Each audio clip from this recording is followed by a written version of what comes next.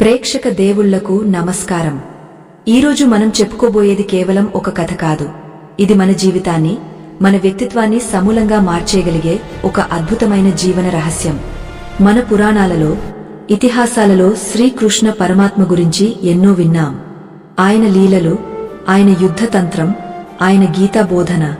కానీ ఎప్పుడైనా గమనించారా, కృష్ణుడు ఎంత మాట్లాడాడో అంతకంటే ఎక్కువగా మౌనంగా ఉన్నాడు. ఆ మౌనంలోనే ఆయన విజయం దాగ ఉంది. ఈరోజు ఈ వీడియోలో కృష్ణుడి నిశ్శబ్దానికి ఉన్న శక్తి ఏంటి, అనవసరంగా మాట్లాడటం వల్ల మనం ఎలా నష్టపోతున్నాం అనే విషయాలను లోతుగా తెలుసుకుందాం. ఈ ఆధ్యాత్మిక ప్రయాణాన్ని మొదలుపెట్టే ముందు మన సనాతన ధర్మాన్ని నలుగురికి పంచే ఈ ప్రయత్నాన్ని ప్రోత్సహించడానికి దయచేసి ఈ వీడియోని లైక్ చేయండి. అలాగే మనవారందరికీ షేర్ చేయండి. ఇక ఆలస్యం చేయకుండా కథలోకి వెళ్దాం. నాయనలారా, సృష్టిలో అత్యంత శక్తివంతమైన ఆయుధం ఏది అని అడిగితే చాలామంది రకరకాల అస్త్రాల పేర్లు చెబుతారు. కాని నిజమైన ఆయుధం వాక్కు. అలాగే ఆ వాక్కును నియంత్రించే మౌనం అంతకంటే పెద్ద కవచం. మన పెద్దలు ఒక మాట చెబుతారు, నోరు మంచిదైతే ఊరు మంచిదవుతుంది అని. కాని ఆధ్యాత్మికంగా చూస్తే నోరు మౌనంగా ఉంటే జీవితం అద్భుతంగా ఉంటుంది. ఎందుకంటే మన శరీరంలో ఉండే ప్రాణశక్తిలో అత్యధిక భాగం ఖర్చు అయిపోయేది మనం మాట్లాడే మాటల ద్వారానే. ఒక కుండకు చిన్న చిల్లు పడితే అందులో నీరంతా ఎలా కారిపోతుందో, మనిషి అనవసరంగా మాట్లాడే ప్రతి మాట ద్వారా తనలోని తేజస్సును, ఓజస్సును కోల్పోతూ ఉంటాడు. అందుకేనేమో ఈ రోజుల్లో చిన్న పనికే అలసిపోతున్నాం, చిన్న సమస్యకే కుంగపోతున్నాం. దానికి కారణం మనలో మానసిక శక్తి లేకపోవడమే. ఆ శక్తిని మనం మాటల రూపంలో వృధా చేసేశాం. కాని శ్రీకృష్ణుడిని చూడండి, ఆయన ఎప్పుడూ స్థితప్రజ్ఞుడు. ఆయన ముఖంపై ఎప్పుడూ ఒక చిరునవ్వు ఉంటుంది తప్ప ఆవేశముండదు. అవసరమైనప్పుడు మాత్రమే ఆయన పెదవి విప్పుతాడు. ఆ పెదవి విప్పితే వచ్చేది భగవద్గీత అంతటి గొప్ప జ్ఞానం అవుతుంది. అదే కృష్ణుడి నిశ్శబ్దంలోని గొప్పతనం. అసలు మౌనం అంటే ఏమిటి? కేవలం పెదాలు మూసుకోవడమేనా? కాదు. మనసులో ఆలోచనల అలజడి తగ్గి అంతరంగం ప్రశాంతంగా ఉండటమే నిజమైన మౌనం. శ్రీకృష్ణుడు తన జీవితంలో ఎన్నోసార్లు ఈ నిశ్శబ్దాన్ని ఒక ఆయుధంగా వాడాడు. కురుక్షేత్ర యుద్ధం మొదలయ్యే ముందు రెండు వైపులా లక్షల మంది సైనికులు శంఖారావాలు చేస్తూ, భీకరమైన అరుపులు చేస్తూ ఉంటే పార్థసారథిగా పగ్గాలు పట్టిన కృష్ణుడు మాత్రం అర్జునుడి విషాద యోగాన్ని మౌనంగా విన్నాడు. అర్జునుడు తన బాధను, భయాన్ని, వైరాగ్యాన్ని వెళ్లగక్కుతూ ఉంటే కృష్ణుడు మధ్యలో ఒక్క మాట కూడా అడ్డు చెప్పలేదు. ఎందుకంటే ఎదుటివారి ఆవేశం చల్లారాలంటే మన దగ్గర ఉండాల్సిన మొదటి లక్షణం ఓర్పుతో కూడిన మౌనం. అర్జునుడు పూర్తిగా ఖాళీ అయిపోయాడు అని అనిపించిన తర్వాతే కృష్ణుడు మాట్లాడటం మొదలుపెట్టాడు. అక్కడ కృష్ణుడి మౌనం అర్జునుడిని పూర్తిగా అర్థం చేసుకోవడానికి ఒక వంతెనలా పనిచేసింది. మన జీవితాల్లో కూడా గమనించండి, భార్యాభర్తల మధ్య గొడవలు వచ్చినా, స్నేహితుల మధ్య అభిప్రాయభేదాలు వచ్చినా అక్కడ సమస్య మాట్లాడటం వల్లే వస్తుంది. ఆ సమయంలో ఒక్క క్షణం మౌనంగా ఉంటే ఆ తర్వాత జరగబోయే అనర్థాలను ఆపవచ్చు. మాట జారితే వెనక్కి తీసుకోలేము. అది బాణం కంటే వేగంగా గుండెల్లో దిగిపోతుంది.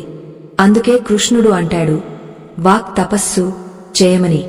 అంటే సత్యమే మాట్లాడాలి, ప్రియంగా మాట్లాడాలి, హితమే మాట్లాడాలి. ఈ విషయాన్ని మీకు కళ్లకు కట్టినట్లు వివరించడానికి మహాభారతంలోని ఒక అద్భుతమైన ఘట్టాన్ని ఇప్పుడు మనం తలుచుకుందాం. ఇది కృష్ణుడి సహనానికి, ఆయన మౌనానికి ఉన్న శక్తికి నిలువెత్తు నిదర్శనం. ఆ సంఘటన ద్వారా మనం నేర్చుకోవాల్సిన పాఠాలు ఎన్నో ఉన్నాయి. అది ఇంద్రప్రస్థ నగరం.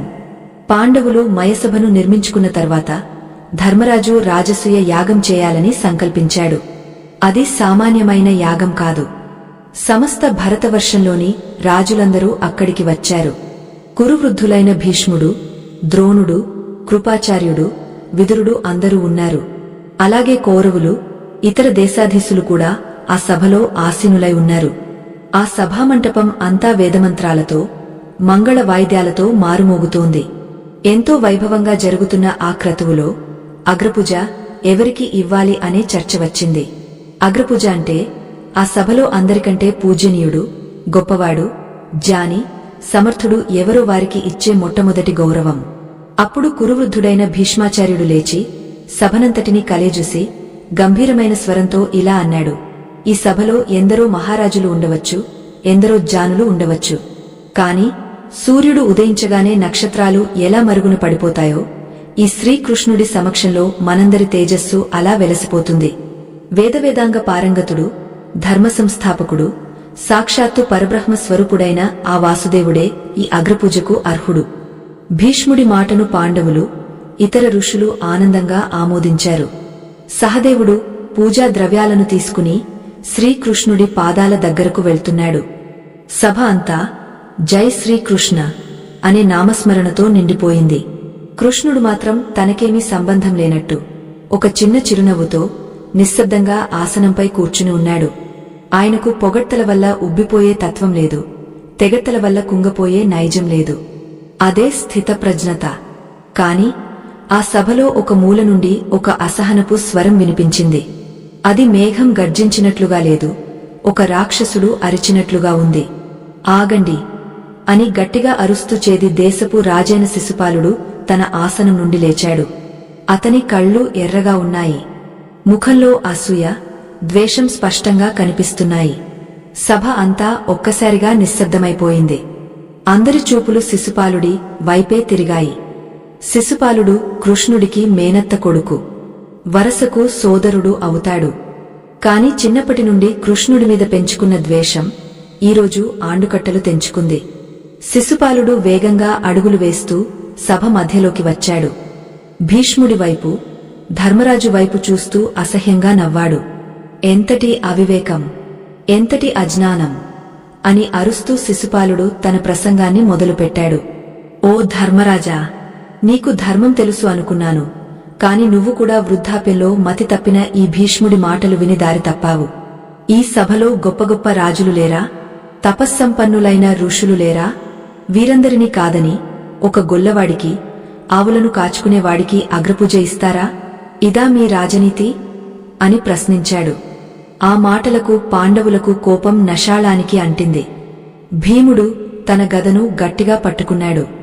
అతని కండరాలు బిగుసుకున్నాయి. కళ్ల నుండి నిప్పులు రాలుతున్నాయి. కాని కృష్ణుడు భీముడి వైపు ఒక చూపు చూశాడు. ఆ చూపులో ఒక ఆదేశముంది. శాంతించు అన్నట్లుగా ఉంది ఆ చూపు. కృష్ణుడు ఇప్పటికీ మౌనంగానే ఉన్నాడు. పెదవి విప్పలేదు. కనీసం శిశుపాలుడి వైపు కోపంగా కూడా చూడలేదు. ఆయన ముఖంలోని ప్రశాంతత చెక్కు చెదరలేదు. శిశుపాలుడు ఇంకా రెచ్చిపోయాడు. కృష్ణుడి మౌనాన్ని చేతకానితనంగా భావించాడు. సాధారణంగా మనుషులు చేసే తప్పు ఇదే. ఎదుటివాడు మౌనంగా ఉన్నాడంటే వాడికి భయం అని అనుకుంటారు.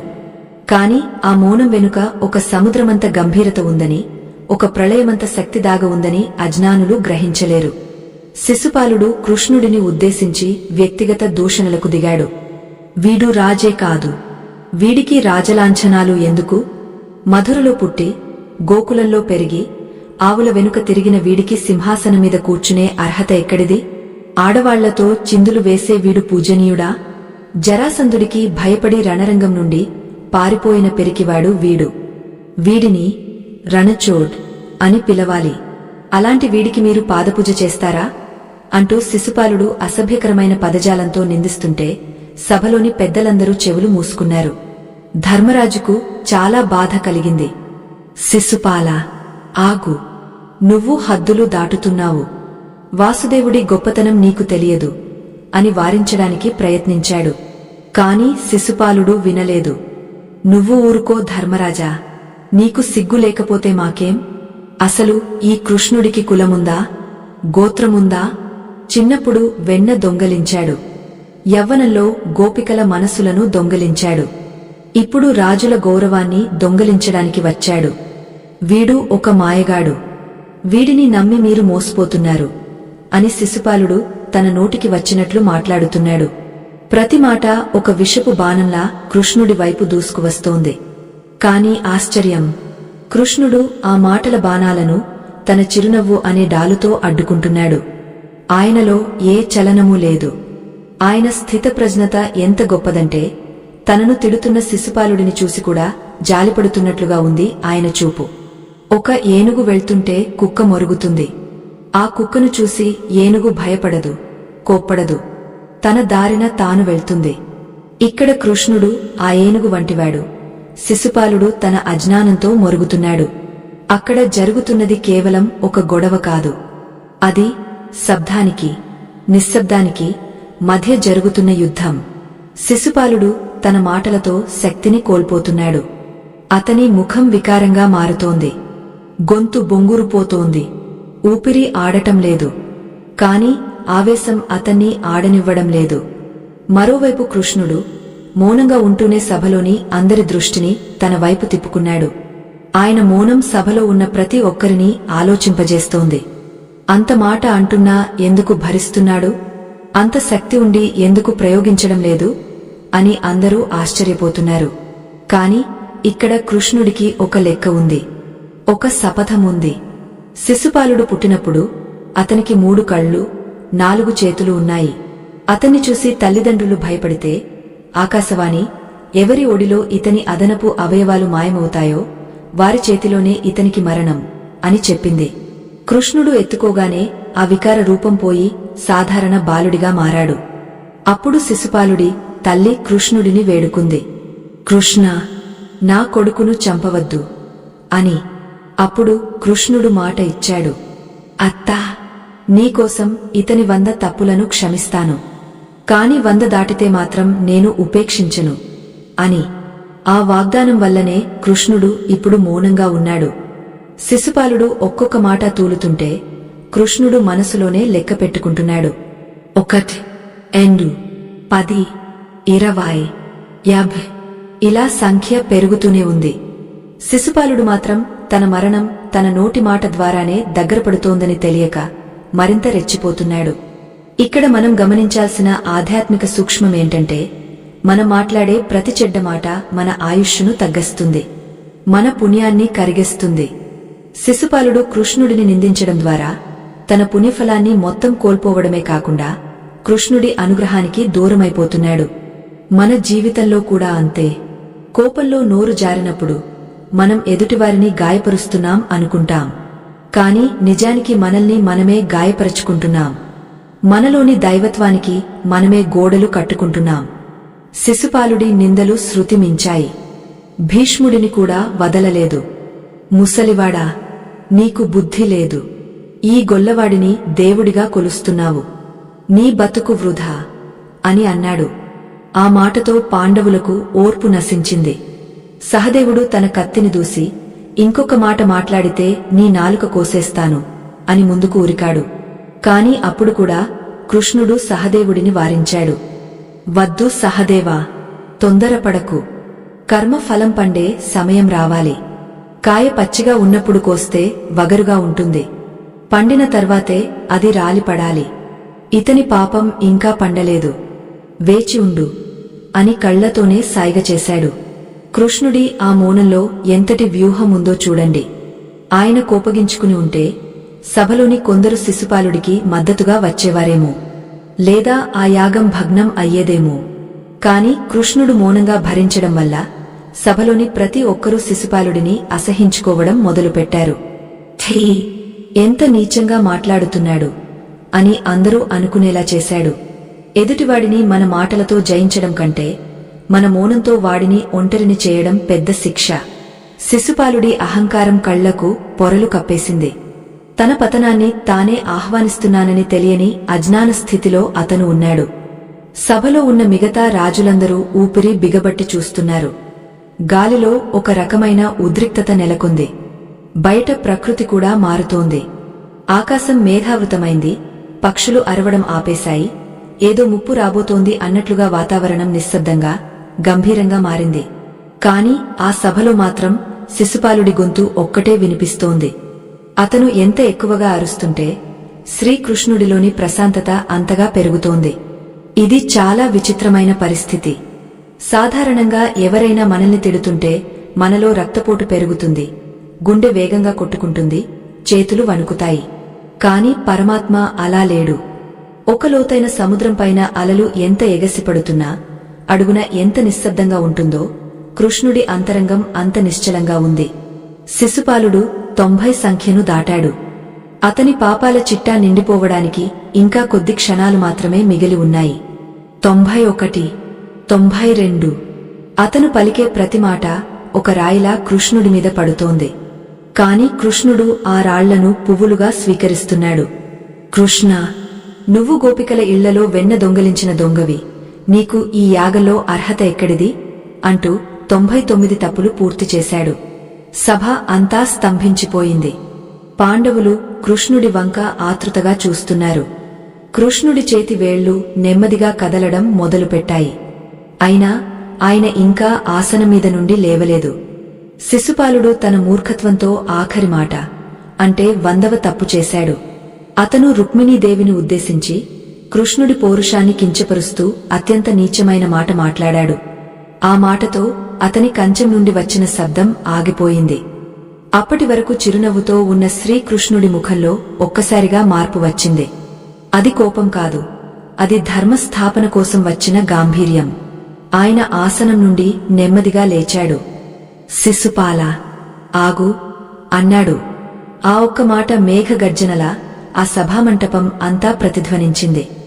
ఇందాకటి వరకు శిశుపాలుడు చేసిన అరుపులన్నీ కృష్ణుడు పలికిన ఈ ఒక్క శబ్దం ముందు తేలిపోయాయి.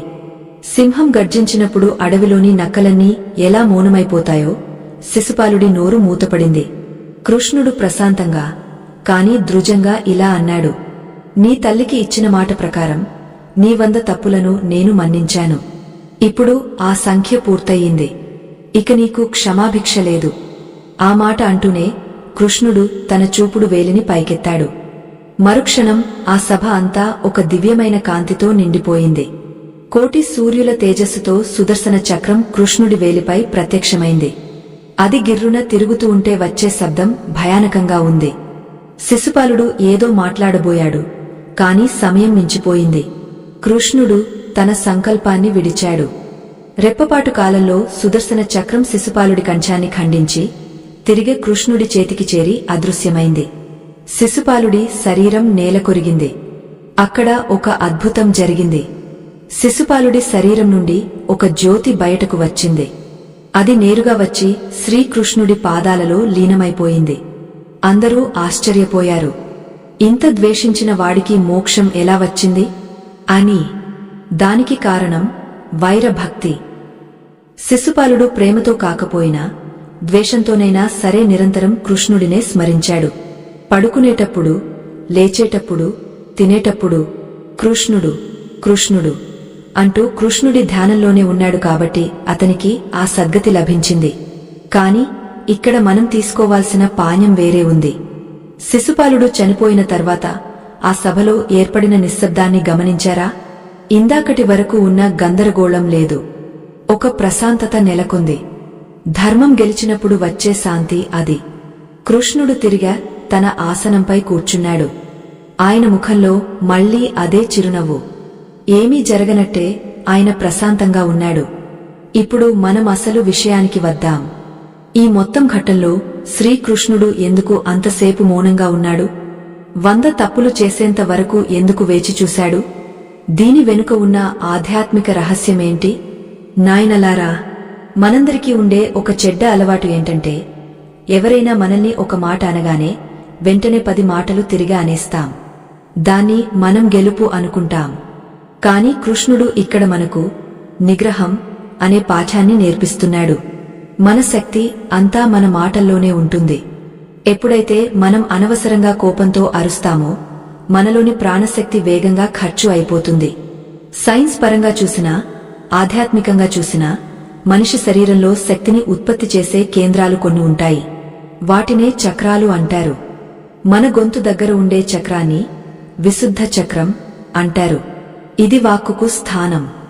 మనం సత్యం మాట్లాడినప్పుడు, మౌనంగా ఉన్నప్పుడు లేదా భగవన్నామం చేసినప్పుడు ఈ విశుద్ధ చక్రం శక్తివంతం అవుతుంది. కాని మనం అబద్ధాలు ఆడినప్పుడు, ఇతరులను దూషించినప్పుడు, అనవసరమైన చర్చలు చేసినప్పుడు ఈ చక్రం బలహీనపడిపోతుంది. శిశుపాలుడు చేసింది అదే. అతను అరుస్తూ, తిడుతూ తనలోని ఓజస్సును, తేజస్సును పూర్తిగా కోల్పోయాడు. చివరికి నిస్సత్తువగా మారిపోయాడు. కృష్ణుడు మాత్రం మౌనంగా ఉంటూ తన శక్తిని కేంద్రీకరించుకున్నాడు. అందుకే శిశుపాలుడు 100 మాటలు మాట్లాడినా సాధించలేనిది కృష్ణుడు ఒక్క చేతతో సాధించగలిగాడు. శ్రీకృష్ణుడు భగవద్గీతలో కూడా మౌనం గురించి చాలా గొప్పగా చెప్పాడు. 10వ అధ్యాయమైన విభూతి యోగంలో 38వ శ్లోకంలో కృష్ణుడు అంటాడు, మౌనం చైవాస్మి గుహ్యానాం, అంటే రహస్యమైన వాటిలో నేను మౌనాన్ని అని అర్థం. అంటే దైవాన్ని తెలుసుకోవాలంటే లేదా జీవితంలోని లోతైన రహస్యాలను ఛేదించాలంటే మౌనమే ఏకైక మార్గం. ఆ మౌనం కృష్ణుడి స్వరూపం. మనం రోజువారీ జీవితంలో చూస్తూ ఉంటాం. కొందరు ఉంటారు, వారికి ఏ విషయం తెలియకపోయినా గంటల తరబడి మాట్లాడుతూనే ఉంటారు. మరికొందరు ఉంటారు, వారికి అన్ని తెలిసినా మౌనంగా ఉండి అవసరమైనప్పుడు మాత్రమే మాట్లాడుతారు. ఇందులో ఎవరు గొప్పవారు?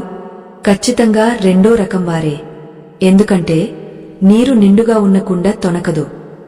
జ్ఞానం ఉన్నవాడు, ఆత్మవిశ్వాసం ఉన్నవాడు ఎప్పుడూ ఆర్భాటం చేయడు. కృష్ణుడికి తెలుసు తాను భగవంతుడని.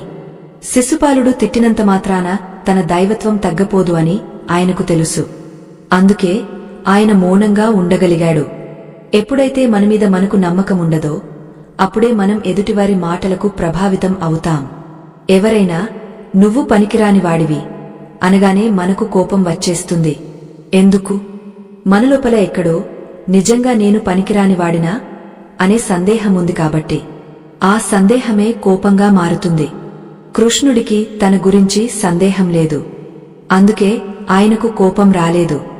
మనం కూడా కృష్ణుడిని ఆదర్శంగా తీసుకుని మనమీద మనకు ఆత్మవిశ్వాసం పెంచుకుంటే లోకంలో ఎవరు ఏమనుకున్నా మనం చలించకుండా ఉండగలుగుతాం. మరొక ముఖ్యమైన విషయం, మౌనం అనేది ఒక అద్భుతమైన ఆయుధం. యుద్ధంలో కత్తులు, బాణాలు ఎంత పనిచేస్తాయో లౌకిక జీవితంలో మౌనం అంతకంటే ఎక్కువ పనిచేస్తుంది. మీరు గమనించండి, ఎవరైనా మీతో గొడవకు దిగినప్పుడు మీరు మౌనంగా ఉండి చూడండి. కొద్దిసేపటికి వారే అలసిపోయి ఆపేస్తారు. పైగా నేను ఇంత అరుస్తున్నా వీడు మౌనంగా ఉన్నాడే, బహుశా తప్పు నాదేనేమో అనే ఆలోచన వారిలో మొదలవుతుంది. కృష్ణుడు శిశుపాలుడి విషయంలో చేసింది ఇదే. సభలోని వారందరూ శిశుపాలుడిని తప్పు పట్టేలా చేసింది కృష్ణుడి మౌనమే.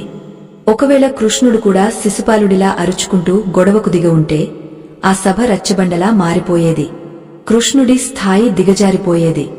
కాని ఆయన మౌనం ఆయన గౌరవాన్ని ఆకాశమంత ఎత్తుకు పెంచింది. అయితే ఇక్కడ ఒక ప్రశ్న రావచ్చు, అమ్మా, మరి అన్యాయం జరుగుతున్నప్పుడు కూడా మౌనంగా ఉండాలా? అది పిరికితనం కాదా అని మీరు అడగవచ్చు.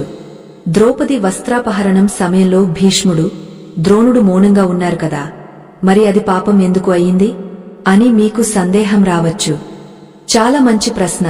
మౌనానికి, పిరికితనానికి మధ్య ఒక సన్నని గీత ఉంది. ధర్మాన్ని రక్షించడానికి, సత్యాన్ని కాపాడటానికి మాట్లాడాల్సిన సమయంలో మాట్లాడకపోవడం పిరికితనం, అది పాపం.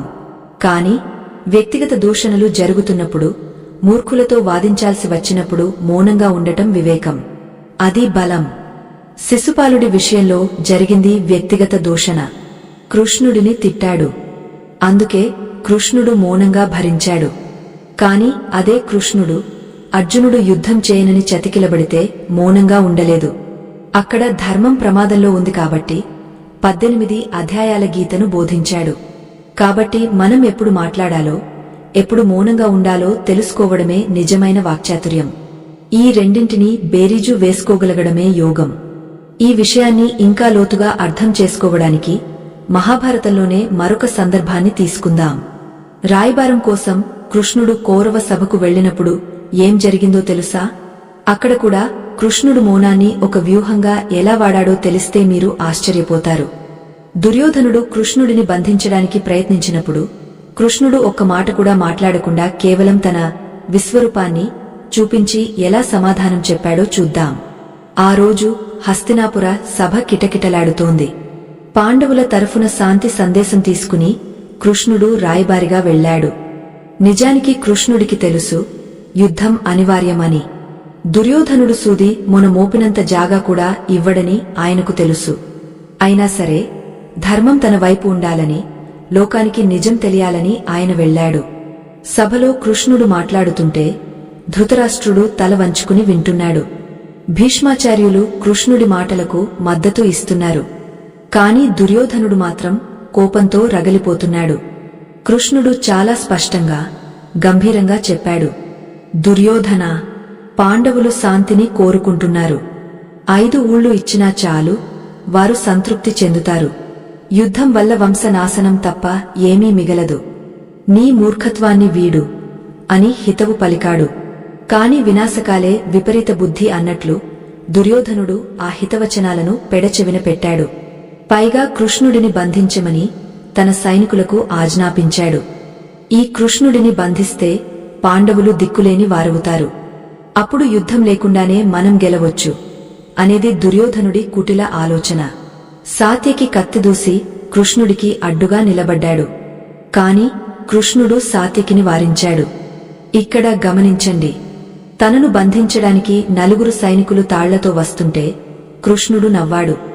ఆయన ఆ సమయంలో ఎలాంటి వాదన చేయలేదు. నేను భగవంతుడిని, నన్ను బంధించడం మీ తరం కాదు అని ఉపన్యాసాలు ఇవ్వలేదు. కేవలం నిశ్శబ్దంగా కూర్చున్నాడు. ఆ నిశ్శబ్దంలో నుంచే తన మహిమను ప్రదర్శించాడు. ఒక్కసారిగా కృష్ణుడి శరీరం నుండి దివ్యమైన కాంతి పుంజాలు వెలువడ్డాయి. ఆ కాంతిలో బ్రహ్మ, రుద్రులు, లోకపాలకులు, ఆదిత్యులు అందరూ కనిపించారు. అంగుష్టమాత్రుడై ఉన్న కృష్ణుడు ఆకాశమంత ఎత్తుకు ఎదిగాడు. ఆయనను బంధించడానికి తెచ్చిన తాళ్లు కాలి బూడిదయ్యాయి. అక్కడున్న వారందరూ భయంతో కళ్ళు మూసుకున్నారు. కేవలం భీష్ముడు, ద్రోణుడు, విదురుడు, సంజయుడు, ఋషులు మాత్రమే ఆ రూపం చూడగలిగారు. ఆ సమయంలో కృష్ణుడు మాట్లాడిన భాష నిశ్శబ్దం. ఆయన చూపిన రూపం విశ్వరూపం. అంటే మూర్ఖుడికి మాటలతో చెప్తే అర్థం కాదు. వాడికి మన శక్తిని చేతల్లో చూపించాలి లేదా మౌనంగా ఉండి మన స్థాయిని పెంచుకోవాలి అని ఈ సంఘటన నిరూపిస్తుంది. ఆ విశ్వరూప సందర్శనం తర్వాత కృష్ణుడు మళ్లీ సాధారణ రూపాన్ని ధరించి సభ నుండి మౌనంగా నిష్క్రమించాడు. ఆయన వెళ్తున్నప్పుడు ఎవరూ ఆయనను ఆపే సాహసం చేయలేదు. దుర్యోధనుడు కూడా నోటమాట రాక అలా ఉండిపోయాడే తప్ప కృష్ణుడిని అడ్డుకోలేకపోయాడు. అది మౌనం ఇచ్చే ఆధిపత్యం. మనం ఆవేశపడి అరిస్తే ఎదుటివాడు మనల్ని చులకన చేస్తాడు. అదే మనం గంభీరంగా, మౌనంగా, చిరునవ్వుతో వ్యవహరిస్తే ఎదుటివాడికి మనంటే ఒక తెలియని భయం, గౌరవం ఏర్పడతాయి. ఇదంతా వింటుంటే మీకు ఒక సందేహం రావచ్చు. మౌనానికి ఇంత శక్తి ఉంది కదా, మరి మన నిత్య జీవితంలో దీన్ని ఎలా ఆచరించాలి? మాకు ఆఫీసులో టెన్షన్లు ఉంటాయి, ఇంట్లో గొడవలుంటాయి, పిల్లల అల్లరి ఉంటుంది. ఇలాంటి పరిస్థితుల్లో మౌనంగా ఉండటం సాధ్యమేనా అని. ఇది చాలా ఆచరణాత్మకమైన ప్రశ్న. కృష్ణుడు గీతలో దీనికి కూడా సమాధానం చెప్పాడు. మౌనాన్ని సాధన చేయడానికి కొన్ని మార్గాలు ఉన్నాయి. అవేంటో తెలిస్తే మీరు ఆశ్చర్యపోతారు. కేవలం నోరు మూసుకోవడం మాత్రమే మౌనం కాదు అని కృష్ణుడు చెప్పిన అద్భుతమైన సూత్రాలను మనం తదుపరి భాగంలో వివరంగా తెలుసుకుందాం. నిజమే, ఈ ఉరుకుల పరుగుల జీవితంలో నిత్యం ఎందరో మనుషుల మధ్య బతుకుతున్న మనం అరణ్యాలలో ఉండే ఋషులలాగా మౌనంగా ఉండటం సాధ్యమేనా అనేది చాలామందికి వచ్చే సందేహం. కృష్ణుడు దీనికి చాలా చక్కటి పరిష్కారం చూపించాడు. మౌనం అంటే కేవలం పెదవి విప్పకుండా ఉండటం మాత్రమే కాదు, అవసరమైనంత మాత్రమే మాట్లాడటం కూడా మౌనమే. దీన్నే కృష్ణుడు భగవద్గీతలోని 17వ అధ్యాయంలో వాక్ తపస్సు అని పిలిచాడు. తపస్సు అంటే అడవికి వెళ్లి ఒంటి కాలిమీద నిలబడటం కాదు. మనం చేసే ప్రతి పనిని దైవ కార్యంగా, ఒక యజ్ఞంగా భావించి చేయడమే తపస్సు. మరి మాటను తపస్సుగా ఎలా మార్చుకోవాలో ఇప్పుడు చూద్దాం. నాయనలారా, మన వాక్కు ఒక కత్తి లాంటిది. దాన్ని కూరగాయలు కోయడానికి వాడొచ్చు, లేదా ఒకరి గొంతు కోయడానికి కూడా వాడొచ్చు. ఆ కత్తిని ఎలా వాడుతున్నాం అనే దానిమీదే మన సంస్కారం ఆధారపడి ఉంటుంది. శ్రీకృష్ణ పరమాత్మ వాక్ తపస్సు గురించి చెబుతూ మనం మాట్లాడే మాటకు ఉండాల్సిన 4 ప్రధాన లక్షణాలను వివరించాడు. ఈ 4 లక్షణాలు గనక మన మాటల్లో ఉంటే మనం మాట్లాడినా సరే అది మౌనంతో సమానమే అవుతుంది. అవేంటో ఒక్కసారి పరిశీలిద్దాం. మొదటిది అనుద్వేగకరం వాక్యం. అంటే మన మాట అవతలి వారిలో ఉద్వేగాన్ని, ఆవేశాన్ని, భయాన్ని లేదా బాధను కలిగించకూడదు. చాలామంది నేను ఉన్నది ఉన్నట్లు మొహమ్మీదే చెప్పేస్తాను, నా మనసులో ఏది దాచుకోను అని గొప్పగా చెప్పుకుంటారు. కాని అది గొప్పతనం కాదు, అది అనాగరికత. నీ నిజాయితీ అవతలివాడి గుండెను గాయపరుస్తుంటే ఆ నిజాయితీకి అర్థం లేదు. కృష్ణుడు ఎప్పుడూ సత్యమే మాట్లాడాడు, కాని అది ఎదుటివారిని బాధపెట్టేలా ఎప్పుడూ చెప్పలేదు. అందుకే ఆయన మాట అంత ప్రశాంతంగా ఉంటుంది. రెండవది, సత్యం. మనం మాట్లాడేది ఖచ్చితంగా నిజమై ఉండాలి. పుకార్లు, ఎవరో చెప్పిన మాటలు, నిర్ధారణ లేని విషయాలు మాట్లాడకూడదు. ఈ రోజుల్లో మనం చూస్తున్న అనర్థాలకు సగం కారణం ఈ అబద్ధపు ప్రచారాలే. వాట్సాప్లోనో సోషల్ మీడియాలోనో వచ్చే వార్తలను నిజమని నమ్మి వాటిని నలుగురికి పంచడం కూడా వాక్ దోషమే అవుతుంది. కృష్ణుడు పాండవుల పక్షాన నిలబడటానికి కారణం ఒక్కటే, వారు సత్యానికి కట్టుబడి ఉన్నారు. మూడవది, ప్రియం. సత్యం చెప్పాలి కదా అని కఠినంగా చెప్పకూడదు. సత్యం బ్రూయాత్, ప్రియం బ్రూయాత్ అంటారు పెద్దలు. అంటే నిజం చెప్పాలి, కాని దాన్ని ప్రియంగా చెప్పాలి. ఉదాహరణకు, ఒక గుడ్డివాడిని చూసి ఏరా గుడ్డివాడా అని పిలిస్తే అది నిజమే అయినప్పటికీ అది క్రూరత్వం అవుతుంది. నాయనా, జాగ్రత్తగా వెళ్ళు, కళ్ళు కనిపించడం లేదు కదా అని అంటే అది ప్రియం అవుతుంది. ద్రౌపది దేవి జీవితంలో జరిగిన ఒక చిన్న పొరపాటు కురుక్షేత్ర యుద్ధానికి ఎలా బీజం వేసిందో మనందరికీ తెలుసు. మయసభలో దుర్యోధనుడు నీటిని నేల అనుకుని కాలువేసి జారిపడినప్పుడు ద్రౌపదీ దేవి నవ్వి, గుడ్డివాడి కొడుకు గుడ్డివాడే అని అన్నదట కొన్ని కథనాల ప్రకారం. ఆ ఒక్క మాట, ఆ ఒక్క పరిహాసం దుర్యోధనుడి గుండెల్లో ముల్లులా గుచ్చుకుంది. ఆ అవమానమే తర్వాత ద్రౌపది వస్త్రాపహరణానికి, మహాభారత యుద్ధానికి దారితీసింది. చూసారా, ఒక్క మాట ఎంతటి విధ్వంసాన్ని సృష్టించిందో. అదే ద్రౌపది ఆ సమయంలో మౌనంగా ఉండి ఉంటే, లేదా జాలిగా చూసి ఉంటే చరిత్ర మరోలా ఉండేదేమో. మాట జారితే ప్రాణాలు పోతాయి అనడానికి ఇంతకంటే పెద్ద ఉదాహరణ మరొకటి లేదు. నాలుగవది, హితం. మనం మాట్లాడే మాట వల్ల ఎవరికైనా మంచి జరగాలి, కనీసం వినేవారికైనా ఉపయోగపడాలి. ఏ ప్రయోజనం లేని మాటలు, అంటే రాజకీయాల గురించి, సినిమాల గురించి, పక్కింటివారి గొడవల గురించి గంటల తరబడి మాట్లాడటం వల్ల కాలం వృధా, శక్తి వృధా. దీన్నే ప్రజల్పం అంటారు. సాధకుడికి ఉండకూడని పెద్ద లక్షణం ఈ ప్రజల్పం. ఈ 4 సూత్రాలను, అనుద్వేగం, సత్యం, ప్రియం, హితం మనం పాటిస్తే మన మాట మంత్రం అవుతుంది. మనం ఏం మాట్లాడినా అది ఎదుటివారికి సాంత్వన చేకూరుస్తుంది. మీ ఇంట్లో, మీ ఆఫీసులో గొడవ జరగబోయే ముందు ఒక్క క్షణమాగా, నేను ఇప్పుడు మాట్లాడబోయే మాటలో ఈ 4 లక్షణాలు ఉన్నాయా అని మిమ్మల్ని మీరు ప్రశ్నించుకోండి. లేకపోతే మౌనంగా ఉండటమే ఉత్తమం. ఇక మౌనం వల్ల కలిగే శారీరక, మానసిక లాభాల గురించి తెలిస్తే మీరు ఆశ్చర్యపోతారు. మన శరీరంలో ప్రాణశక్తి అనేది చాలా విలువైనది. మనం తీసుకునే ఆహారం, పీల్చే గాలి ద్వారా ఈ శక్తి తయారవుతుంది. మనం మాట్లాడేటప్పుడు ఈ ప్రాణశక్తి చాలా వేగంగా ఖర్చు అవుతుంది. మీరు గమనించండి, ఉదయం నుండి సాయంత్రం వరకు ఆపకుండా మాట్లాడే టీచర్లు గాని, లాయర్లు గాని, సేల్స్ మెన్ గాని సాయంత్రానికి చాలా అలసిపోతారు. శారీరకంగా పని చేయకపోయినా కేవలం మాట్లాడటం వల్ల వచ్చే అలసట అది. అదే ఒక యోగిని చూడండి, లేదా మౌన వ్రతం పాటించే వారిని చూడండి. వారి ముఖంలో ఒక తేజస్సు ఉంటుంది, కళ్లలో ఒక మెరుపు ఉంటుంది. ఎందుకంటే వారు తమ శక్తిని మాటల ద్వారా వృధా చేయడం లేదు కాబట్టి. శ్రీకృష్ణుడు కురుక్షేత్ర యుద్ధంలో అస్త్రం పట్టలేదు, యుద్ధం చేయలేదు. కేవలం రథాన్ని నడిపాడు, మధ్య మధ్యలో అర్జునుడికి సలహాలు ఇచ్చాడు. కాని యుద్ధం ముగిసే సమయానికి పాండవులు అలసిపోయారు, కౌరవులు చనిపోయారు. కాని కృష్ణుడు మాత్రం యుద్ధం మొదలైనప్పుడు ఎంత ఉత్సాహంగా ఉన్నాడో యుద్ధం ముగిశాక కూడా అంతే ఉత్సాహంగా ఉన్నాడు. దానికి కారణం ఆయన మితభాషి. ఆయన ఎప్పుడూ అనవసరంగా అరవలేదు, శక్తిని వృధా చేసుకోలేదు. మన మాటలను తగ్గించుకుంటే మన ఆయుష్ పెరుగుతుంది, మన ఆరోగ్యం మెరుగుపడుతుంది. అంతేకాదు నాయనలారా, మౌనం మనస్కు గొప్ప ఔషధం. ఒక కుండలో బురద నీళ్లు ఉన్నాయనుకోండి, ఆ నీటిని శుభ్రం చేయాలంటే ఏం చేయాలి? ఆ కుండను కదల్చకుండా కాసేపు పక్కన పెడితే చాలు. అందులోని మట్టి అంతా దానంతటా అదే కిందకు చేరిపోతుంది, పైకి తేట నీరు వస్తుంది. మన మనసు కూడా అంతే. రోజువారీ గొడవలతో, ఆలోచనలతో మన మనసు కలుషితమైపోయి ఉంటుంది.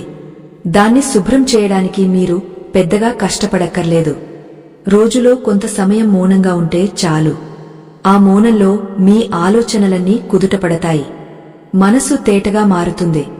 స్పష్టత వస్తుంది. నేను మీకు ఒక చిన్న అభ్యాసాన్ని సూచిస్తాను. రేపటి నుండే ప్రయత్నించండి. ఉదయం లేచిన తర్వాత లేదా రాత్రి పడుకునే ముందు కనీసం ఒక 15 నిమిషాలు ఎవరితోనూ మాట్లాడకండి. ఫోన్ చూడకండి. టీవీ చూడకండి. కేవలం కళ్ళు మూసుకుని మీ శ్వాసను గమనిస్తూ లేదా ఇష్టదైవాన్ని స్మరిస్తూ మౌనంగా కూర్చోండి. ఆ సమయంలో మీ మనసులో ఎన్నో ఆలోచనలు వస్తాయి. ఈరోజు వంట ఏం చేయాలి? ఆఫీసులో ఆ పని మిగిలిపోయింది. నిన్నవాడు నన్ను అలా అన్నాడు. ఇలాంటి ఆలోచనలు తేనెటిగల్లా ముసురుకుంటాయి. పర్లేదు, రానివ్వండి. వాటిని ఆపడానికి ప్రయత్నించకండి. వాటిని కేవలం సాక్షిభూతంగా గమనించండి. ఓహో, నా మనసు ఇలా ఆలోచిస్తోందా అని అనుకోండి. కొద్దిసేపటికి ఆలోచనల వేగం తగ్గుతుంది. ఒక ప్రశాంతత ఆవరిస్తుంది. ఆ ప్రశాంతతే భగవంతుడి స్పర్శ. ఆ నిశ్శబ్దమే కృష్ణుడి చిరునామా. కృష్ణుడు బృందావనంలో ఉన్నప్పుడు ఆయన వేణువు ఊదితే ఆవులన్నీ, పక్షులన్నీ, గోపికలన్నీ మైమరచిపోయి వినేవారు. అప్పుడు అక్కడ మాటలు ఉండేవి కావు.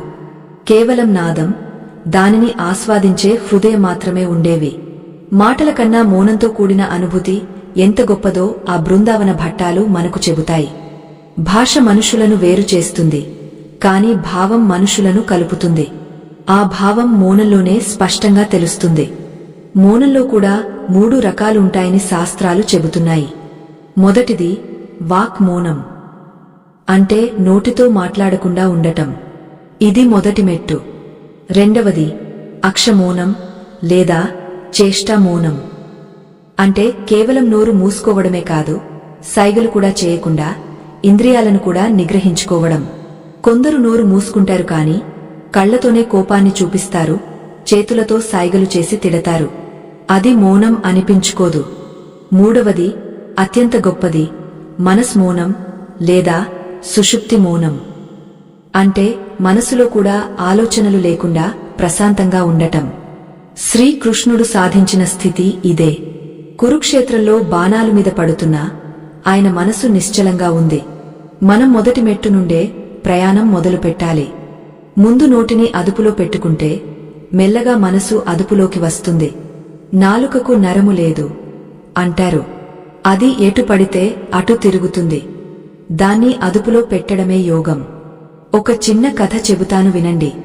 ఒకసారి ఒక రాజుగారు వేటకు వెళ్లి అడవిలో దారి తప్పిపోయారు.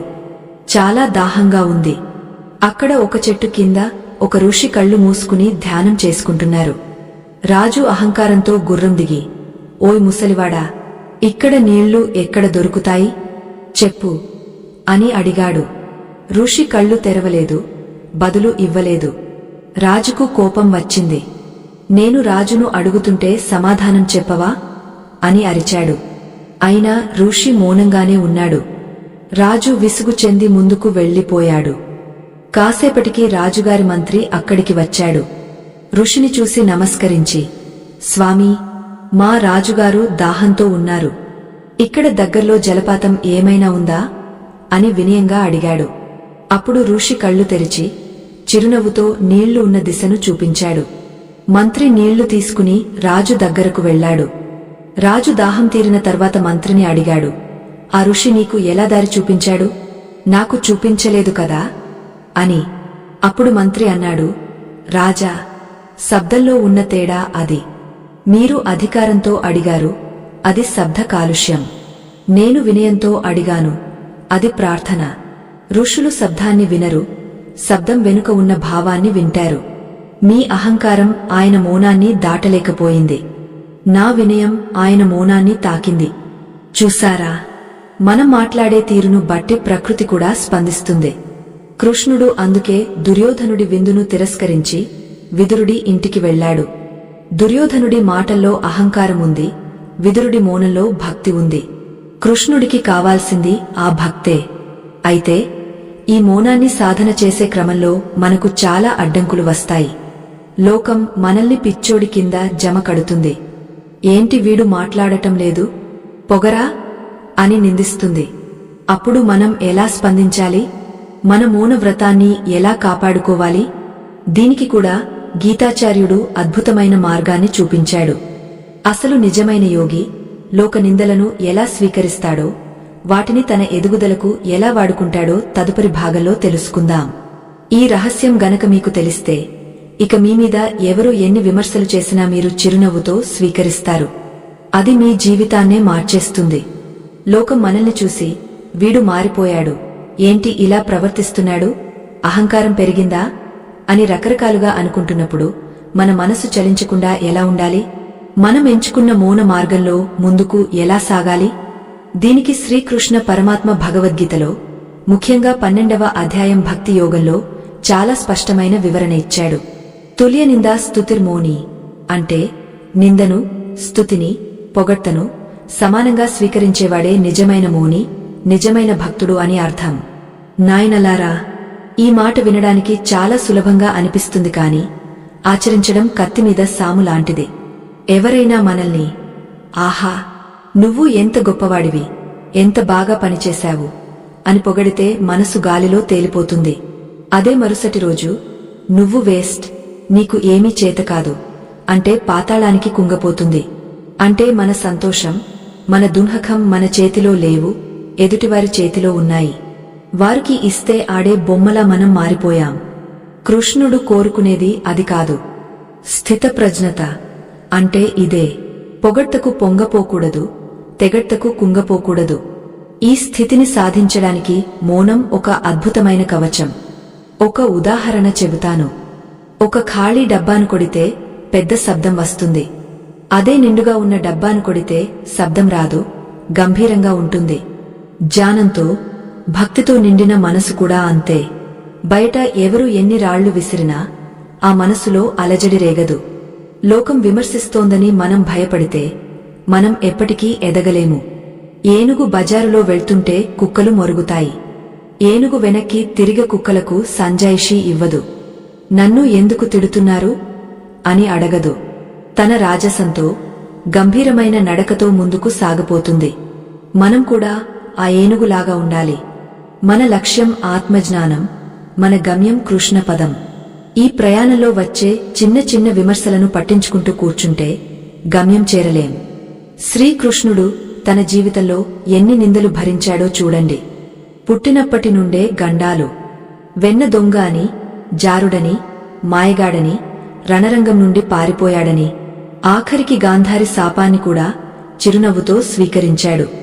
కురుక్షేత్ర యుద్ధం ముగిశాక గాంధారి సవాల గుట్టల మధ్య నడుస్తూ కృష్ణుడిని చూసి, కృష్ణా, నీకు శక్తి ఉండి కూడా ఈ యుద్ధాన్ని ఆపలేకపోయావు. నీ కళ్ల ముందే నా కొడుకులు చనిపోయారు. నీ వంశం కూడా ఇలాగే నాశనమైపోతుంది అని శపించింది. అప్పుడు కృష్ణుడు కోప్పడలేదు. అమ్మా, నీ బాధ నాకు అర్థమైంది. నీ శాపాన్ని నేను స్వీకరిస్తున్నాను అని చేతులు జోడించి నమస్కరించాడు. ఆ మౌనమే కృష్ణుడి గొప్పతనం.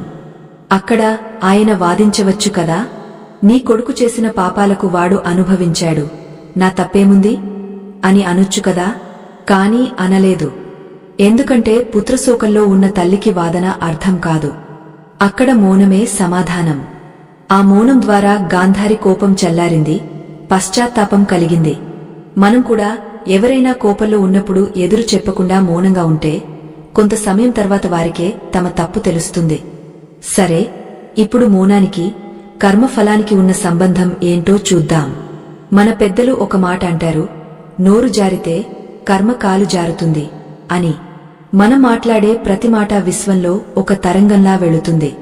అది తిరిగి మన దగ్గరకు ఏదో ఒక రూపంలో వస్తుంది. కృష్ణుడు దీని గురించి చాలా లోతైన విజ్ఞానాన్ని అందించాడు. మనం ఒకరిని మనసా వాచా దూషించాం అనుకోండి, ఆ దూషణ అనే శక్తి విశ్వంలోకి వెళ్లి తిరిగి మన దగ్గరకు రెట్టింపు వేగంతో వస్తుంది. అలాగే మనం ఒకరిని మంచి మాటలతో ఆశీర్వదించాం అనుకోండి, ఆశీర్వాదం కూడా తిరిగి మనకే శుభాన్ని కలిగిస్తుంది. దీన్నే ఎకో ఎఫెక్ట్ అంటారు. కొండల మధ్య నిలబడి గట్టిగా అరిస్తే మన మాట మనకే ఎలా వినిపిస్తుందో కర్మ సిద్ధాంతం కూడా అంతే.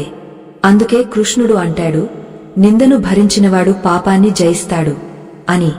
ఎవరైనా మిమ్మల్ని అకారణంగా తిడుతున్నారు అనుకోండి, మీరు మౌనంగా ఉంటే వారి పుణ్యం మీకు వస్తుంది, మీ పాపం వారికి వెళ్తుంది. ఇది వినడానికి వింతగా ఉన్నా కర్మ సిద్ధాంతంలో ఇది పరమ సత్యం. శిశుపాలుడు కృష్ణుడిని తిట్టినప్పుడు జరిగింది ఇదే. శిశుపాలుడి పుణ్యమంతా కృష్ణుడికి లేదా కృష్ణుడి భక్తులకు బదిలీ అయ్యింది. శిశుపాలుడు మాత్రం పాపంతో నిండిపోయి నాశనమయ్యాడు. కాబట్టి ఎవరైనా మిమ్మల్ని విమర్శిస్తే సంతోషించండి. ఆహా, నా కర్మను వీడు తీసుకుంటున్నాడు, నా భారాన్ని తగ్గస్తున్నాడు అని లోలోపల నవ్వుకోండి. మౌనంగా ఉండండి. అది వారికి అతిపెద్ద శిక్ష, మీకు అతిపెద్ద రక్ష. ఇప్పుడు మనం ఇంకో ముఖ్యమైన విషయాన్ని చర్చిద్దాం. మౌనం ద్వారా మనసును ఎలా నియంత్రించుకోవచ్చు? మనసు ఒక కోతి లాంటిది అని అంటారు. అది ఎప్పుడూ ఒక కొమ్మ మీద నుండి ఇంకో కొమ్మ మీదకు గెంతుతూనే ఉంటుంది. ఈ ఆలోచన నుండి ఆ ఆలోచనకు, గతం నుండి భవిష్యత్తుకు పరిగెడుతూనే ఉంటుంది. ఆ కోతికి మౌనం అనే తాడు వేసి కట్టేయాలి. శ్రీకృష్ణుడు అర్జునుడికి ధ్యాన యోగం గురించి చెబుతూ యదా సంహరతే చాయం కూర్మోంగానివ సర్వసహ అని ఒక ఉదాహరణ చెబుతాడు. తాబేలు ఎలాగైతే ప్రమాదం రాగానే తన కాళ్లను, తలను లోపలికి లాగేసుకుంటుందో అలాగే ఒక యోగ బయట ప్రపంచం నుండి తన ఇంద్రియాలను వెనక్కి లాక్కుని తన అంతరంగంలోకి మౌనంగా జారిపోవాలి. మనం రోజులో ఎన్నో విషయాలు చూస్తాం, ఎన్నో వింటాం. అవన్నీ మన మనసులో ముద్రలు వేస్తాయి. సినిమా పాటలు, వార్తలు, గొడవలు ఇవన్నీ రాత్రి పడుకునేటప్పుడు గుర్తొస్తాయి. వీటి వల్ల మనకు ప్రశాంతమైన నిద్ర ఉండదు. నిద్ర లేకపోతే ఆరోగ్యం ఉండదు. ఆరోగ్యం లేకపోతే ఆనందం ఉండదు. చూసారా, అనవసరమైన విషయాలను లోపలికి తీసుకోవడం వల్ల ఎంత నష్టం జరుగుతుందో. అందుకే ఇన్పుట్ తగ్గించాలి. కళ్ళు, చెవులు, నోరు ఈ 3 ద్వారాలను అదుపులో ఉంచాలి. అనవసరమైనవి చూడకూడదు, వినకూడదు, మాట్లాడకూడదు. ఎప్పుడైతే మనం బయట విషయాలను తగ్గించేస్తామో లోపల ఉన్న దైవ శక్తి జాగృతం అవుతుంది. మన అంతరాత్మ స్వరం మనకు వినిపిస్తుంది. కృష్ణుడు అర్జునుడికి గీతను యుద్ధ భూమిలో చెప్పాడు. అక్కడ లక్షల మంది ఉన్నారు. శంఖాల మోతలు ఉన్నాయి, ఏనుగుల ఫీంకారాలు ఉన్నాయి.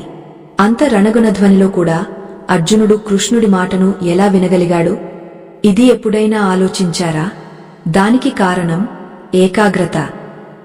అర్జునుడు బాహ్య శబ్దాలన్నింటినీ తన మనసు నుండి తొలగించాడు చేశాడు.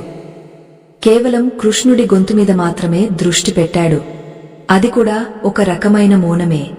బయట శబ్దాలు ఉన్నా లోపల నిశ్శబ్దంగా ఉండటం. మనం కూడా ట్రాఫిక్లో ఉన్నా, మార్కెట్లో ఉన్నా, ఆఫీసులో ఉన్నా మన లోపల ఒక ప్రశాంతమైన మూలను సృష్టించుకోవాలి. కృష్ణుడి పాదాలను మనసులో గట్టిగా పట్టుకోవాలి. అప్పుడు బయట ఎన్ని తుఫానులు వచ్చినా మన దీపం ఆరిపోదు. ఈ మౌన సాధనలో మరొక అద్భుతమైన స్థాయి ఉంది. అదే అజప జపం. అంటే నోటితో అనకుండా, ప్రయత్నం లేకుండా, శ్వాసతో పాటు దానంతటా అదే జరిగే జపం. సో హం, నేనే ఆ దైవాన్ని అని మన శ్వాస నిరంతరం చెబుతూనే ఉంటుంది. మనం మౌనంగా ఉన్నప్పుడు మాత్రమే ఈ శబ్దాన్ని వినగలం. కృష్ణుడు గోపికలకు నేర్పించిన విద్య ఇదే. గోపికలు పాలు పితుకుతున్నా, పెరుగు చిలుకుతున్నా, ఇల్లు ఊడుస్తున్నా వారి మనసు మాత్రం కృష్ణుడి దగ్గరే మౌనంగా ఉండేది. అందుకే ఉద్ధవుడు అంతటి జ్ఞాని వచ్చి వేదాంతం చెప్పినా గోపికల ప్రేమ భక్తి ముందు అది చిన్నబోయింది. ఉద్ధవుడు జ్ఞానమార్గాన్ని బోధించడానికి బృందావనం వస్తే గోపికలు అతనికి ఒకటే చెప్పారు, ఉద్ధవా, మా మనసు ఒక్కటే. అది ఎప్పుడో ఆ నల్లనయ్య దొంగలించుకుపోయాడు. ఇప్పుడు మా దగ్గర ఇంకో మనసు లేదు నీ మాటలు వినడానికి, వాటిని అర్థం చేసుకోవడానికి. మాకు తెలిసిందల్లా కృష్ణ స్మరణే. వారి స్థితి మౌన ప్రేమ. వారు కృష్ణుడిని అడగలేదు, నిలదీయలేదు. ఆయన రాకపోయినా మౌనంగా ఆయన కోసం ఎదురుచూశారు. ఆ నిరీక్షణలో, ఆ మౌన వేదనలో వారు పరమాత్మను పొందారు. కనుక నాయనలారా, భక్తిలో కూడా మౌనం చాలా ముఖ్యం. దేవుడి దగ్గరకు వెళ్లి నాకు అది ఇవ్వు, ఇది ఇవ్వు, నా కష్టాలు తీర్చు అని చాంతాడంత లిస్టు చదవకండి. ఆయనకు అన్నీ తెలుసు. మీరేం చెప్పక్కర్లేదు. ఆయన ముందు కాసేపు మౌనంగా కూర్చోండి. కన్నీళ్లతో పాదాలను కడగండి. ఆ మౌన ప్రార్థన సూటిగా ఆయన హృదయానికి తాకుతుంది. మాటల ద్వారా చేసే ప్రార్థన కంటే మౌనంగా చేసే ఆత్మ సమర్పణ చాలా శక్తివంతమైనది. ద్రౌపది సభలో అవమానించబడుతున్నప్పుడు మొదట భీష్ముడిని, ధృతరాష్ట్రుడిని, భర్తలను బ్రతిమాలింది. అప్పుడు కృష్ణుడు రాలేదు. కాని ఎప్పుడైతే 2 చేతులు పైకెత్తి గోవిందా నీవే దిక్కు అని ఆర్తనాదం చేసి ఆ తర్వాత మౌనంగా శరణాగతి చేసిందో అప్పుడు అక్షయపాత్రల చీరలు వచ్చాయి. అంటే మనం మన ప్రయత్నం, మన మాటలు ఆపేసి పూర్తిగా ఆయన మీద భారం వేసి మౌనమయ్యాకనే దైవం స్పందిస్తుంది. మన జీవితంలో మనం చాలాసార్లు ఒంటరితనాన్ని అనుభవిస్తాం. ఎవరూ మనల్ని అర్థం చేసుకోవడం లేదని బాధపడతాం. కాని ఆ ఒంటరితనాన్ని ఏకాంతంగా మార్చుకోవాలి. ఒంటరితనం అంటే మనుషులు లేకపోవడం వల్ల వచ్చే బాధ. ఏకాంతం అంటే మనతో మనం ఉండటం వల్ల వచ్చే ఆనందం. కృష్ణుడు ఎప్పుడూ ఏకాంతాన్ని ప్రేమించేవాడు. ఆయనకు వేల మంది భార్యలు, లక్షల మంది భక్తులు ఉన్నా తరచుగా ఒంటరిగా రథం తోలుకుంటూ వెళ్లేవాడు. ప్రకృతితో గడిపేవాడు. ఆ ఏకాంతంలోనే ఆయన తనను తాను పునరుద్ధరించుకునేవాడు. మనం కూడా రోజులో కాసేపు ఏకాంతాన్ని ఆస్వాదించాలి. అప్పుడు మన మౌనం మనకు బలాన్నిస్తుంది. ఆ సమయంలో మనకు వచ్చే ఆలోచనలు చాలా సృజనాత్మకంగా ఉంటాయి. గొప్ప గొప్ప ఆవిష్కరణలు, గొప్ప కావ్యాలు, గొప్ప ఆలోచనలు అన్ని మౌనంలో నుండే పుట్టాయి. రవీంద్రనాథ్ ఠాగూర్, వివేకానందుడు, రమణ మహర్షి వీరందరూ మౌన ఉపాసకులే.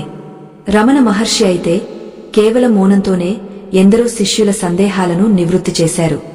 ఆయన దగ్గరకు వచ్చి కూర్చోగానే భక్తుల మనసులోని ప్రశ్నలు మాయమైపోయేవి, సమాధానాలు దొరికేవి. అంతటి శక్తి ఆ నిశ్శబ్దానికి ఉంది. అయితే ఈ మౌనాన్ని ఆచరించేటప్పుడు కొన్ని జాగ్రత్తలు కూడా తీసుకోవాలి. అతి సర్వత్ర వర్జయేత్. ఎక్కడ పడితే అక్కడ మౌనంగా ఉంటే కుదరదు. ఒకవేళ మీ ఇంట్లో అగ్ని ప్రమాదం జరిగితే మౌనంగా ఉంటారా? ఉండకూడదు. అప్పుడు అరవాలి, అందరినీ హెచ్చరించాలి. అలాగే సమాజంలో అన్యాయం జరుగుతున్నప్పుడు, దైవ దూషణ జరుగుతున్నప్పుడు గొంతెత్తాలి. ప్రహ్లాదుడు తండ్రిని ఎదిరించాడు, విభీషణుడు రావణుడిని ఎదిరించాడు. అక్కడ వారు మౌనంగా ఉండలేదు. ధర్మం కోసం మాట్లాడారు. కాని ఆ మాట్లాడటం వెనుక ద్వేషం ఉండకూడదు, ధర్మం ఉండాలి. కృష్ణుడు శిశుపాలుడిని చంపేటప్పుడు కూడా ద్వేషంతో చంపలేదు. ఒక సర్జన్ పేషెంట్కి ఆపరేషన్ చేసి కణితిని తొలగించినట్లు కృష్ణుడు లోకానికి పట్టిన చీడను తొలగించాడు. ఆయన మనసులో శిశుపాలుడి మీద పగలేదు. అది చాలా ముఖ్యం. మనం ఎవరినైనా మందలించినా అది ప్రేమతో ఉండాలి తప్ప పగతో ఉండకూడదు. పిల్లలు తప్పు చేస్తే తల్లి కోప్పడుతుంది, కాని మనసులో ప్రేమ ఉంటుంది. ఆ కోపం వారి మంచి కోసమే. మన మాట కూడా అలాగే ఉండాలి. ఈ మౌన ప్రయాణంలో తదుపరి దశ క్రియాత్మక మౌనం. అంటే పనుల ద్వారా మాట్లాడటం. మనం ఏం గొప్పలు చెప్పుకోనక్కర్లేదు. మన పనే మన గురించి మాట్లాడాలి. కృష్ణుడు తను దేవుడినని ఎప్పుడూ డప్పు కొట్టుకోలేదు. కాని ఆయన చేసిన పనులు గోవర్ధనగిరిని ఎత్తడం, కాళీయ మర్దనం చేయడం, గీతను బోధించడం ఇవే ఆయన దైవత్వాన్ని చాటాయి. మన జీవితంలో కూడా నేను అది చేస్తా, ఇది చేస్తా అని ప్రగల్భాలు పలకడం మానేసి చేసి చూపించాలి. రాముడు సేతువు కట్టేటప్పుడు వానరులు అరుస్తూ రాళ్లు వేస్తుంటే ఒక చిన్న ఉడుత మౌనంగా వెళ్లి నీళ్లలో మునిగి ఇసుకలో పొర్లి ఆ ఇసుకను రాళ్ల మధ్య విదిల్చింది. అది ఏ శబ్దమూ చేయలేదు. కాని రాముడి దృష్టి ఆ చిన్న ఉడుత మీద పడింది. ఎందుకంటే దాని మౌన సేవలో స్వచ్ఛత ఉంది. మనం కూడా ఆ ఉడుతలాగా మౌనంగా మన కర్తవ్యాన్ని నిర్వర్తిస్తే పరమాత్మ అనుగ్రహం తప్పక లభిస్తుంది. ఇంతటి అద్భుతమైన ఈ మౌన మార్గంలో ఇంకా లోతైన రహస్యాలు ఉన్నాయి. అసలు ఈ సృష్టి అంతా మౌనంలో నుండే పుట్టింది, చివరకు మౌనంలోనే కలుస్తుంది. ఆం అనే ప్రణవ నాదం కూడా నిశ్శబ్దం నుండే ఉద్భవిస్తుంది. ఈ సృష్టి రహస్యాన్ని కృష్ణుడి మౌనంలోని పరాకాష్ఠను వచ్చే భాగంలో తెలుసుకుందాం. ఆ భాగం వింటే మీ జన్మ ధన్యమవుతుంది. నాయనలారా, సృష్టి ఆరంభానికి ముందు ఏముంది? కేవలం గాయమైన చీకటి, అంతులేని నిశ్శబ్దం. ఆ నిశ్శబ్దం నుండే ఓం అనే ప్రణవ నాదం ఉద్భవించింది. ఆ నాదం నుండే పంచభూతాలు, ఈ సకల చరాచర జగత్తు ఏర్పడ్డాయి. అంటే శబ్దానికి మూలం నిశ్శబ్దమే, మాటలకు పుట్టినిల్లు మౌనమే. మనం ఎంత మాట్లాడినా చివరికి మళ్లీ ఆ మౌనంలోకే జారిపోవాలి. సంగీతంలో కూడా స్వరాల మధ్య ఉండే ఖాళీ వల్లే సంగీతానికి అందం వస్తుంది. నిరంతరం మోగుతూ ఉంటే అది వృధా అవుతుంది, సంగీతం కాదు. మన జీవితం కూడా అంతే. మాటల మధ్య మౌనం ఉంటేనే దానికి విలువ. శ్రీకృష్ణుడు ఈ సృష్టి రహస్యాన్ని పూర్తిగా ఎరిగిన యోగేశ్వరుడు. అందుకే ఆయనకు తెలుసు అనంతమైన శక్తి మౌనంలో దాగ ఉందని. ఇప్పుడు మనం కృష్ణుడి జీవితంలోని మరికొన్ని అరుదైన ఘట్టాలను, వాటి ద్వారా ఆయన మనకు నేర్పిన మౌన పాఠాలను పరిశీలిద్దాం. కుచేలుడు, సుధాముడు, కృష్ణుడి బాల్యమిత్రుడు. పేదరికంలో మగ్గిపోతున్న కుచేలుడు భార్య కోరిక మేరకు కృష్ణుడిని చూడటానికి ద్వారకకు వెళ్లాడు. చేతిలో చిరిగిపోయిన గుడ్డలో కట్టిన పిడికెడు అటుకులు మాత్రమే ఉన్నాయి. ద్వారక వైభవాన్ని చూసి కుచేలుడు బెదిరిపోయాడు. అంతటి చక్రవర్తి నన్ను గుర్తిస్తాడా అని సందేహించాడు. కాని కృష్ణుడు కుచేలుడిని చూడగానే పరుగు పరుగున వచ్చి ఆలింగనం చేసుకున్నాడు. సింహాసనం మీద కూర్చోబెట్టి స్వయంగా కాకడిగాడు. ఇక్కడ గమనించాల్సిన విషయమేంటంటే, కుచేలుడు కృష్ణుడిని నాకు దారిద్ర్యం ఉంది, డబ్బులు ఇవ్వు అని అడగలేదు. కృష్ణుడు కూడా నీకు కష్టాలు ఉన్నాయా, ఎంత కావాలి అని అడగలేదు. వారి మధ్య మాటలు చాలా తక్కువ. కేవలం ప్రేమ పూరితమైన చూపులు, మౌలునమైన అనురాగం మాత్రమే ఉన్నాయి. కుచేలుడు తెచ్చిన అటుకులను కృష్ణుడు పరమానందంతో తిన్నాడు. కుచేలుడు ఏమీ అడగకుండానే, కృష్ణుడు ఏమీ చెప్పకుండానే కుచేలుడు ఇంటికి వెళ్లేసరికి అతని గుడిసె రాజభవనంగా మారిపోయింది. ఇది మౌనదానం. అడిగితే ఇచ్చేవాడు మనిషి, అడగకముందే ఇచ్చేవాడు దేవుడు. కృష్ణుడు కుచేలుడి మౌన రోదనను విన్నాడు. కుచేలుడి ఆత్మగౌరవాన్ని కాపాడటానికి ఆయనకు సభలో డబ్బులు ఇవ్వకుండా మౌనంగా ఐశ్వర్యాన్ని ప్రసాదించాడు. మనం ఎవరికైనా సహాయం చేసేటప్పుడు కూడా ఇలాగే ఉండాలి. 10 మందికి చెప్పి ఫోటోలు దిగి చేసే దానం కన్నా గుప్తంగా, మౌనంగా చేసే దానం భగవంతుడికి ప్రీతిపాత్రం. కుడి చేతితో చేసే దానం ఎడమ చేతికి కూడా తెలియకూడదు అంటారు. అదే నిజమైన మౌన వ్రతం. ఇక కృష్ణుడి నిర్యాణం, అవతార సమాప్తి కూడా ఒక గొప్ప మౌన సందేశమే. వేటగాడి బాణం కాలికి తగిలినప్పుడు కృష్ణుడు అరుచుకుంటూ పడిపోలేదు. ఆయనకు తెలుసు అది తన అవతారానికి ముగింపు అని. ఆయన ఆ వేటగాడిని జర చూసి చిరునవ్వు నవ్వాడు. భయపడకు, ఇది ముందే నిర్ణయించబడినది, ఇది కర్మఫలం అని చెప్పి మౌనంగా యోగ సమాధిలోకి వెళ్లిపోయాడు. రాముడిగా ఉన్నప్పుడు వాలిని చాటుగా కొట్టాడు కాబట్టి ఆ కర్మ కృష్ణుడి అవతారంలో వేటగాడి రూపంలో వచ్చిందని పురాణాలు చెబుతాయి. సాక్షాత్తు దేవుడైనా సరే కర్మ సిద్ధాంతానికి తలవంచాల్సిందే, దాన్ని మౌనంగా అనుభవించాల్సిందే అని కృష్ణుడు తన మరణం ద్వారా నిరూపించాడు.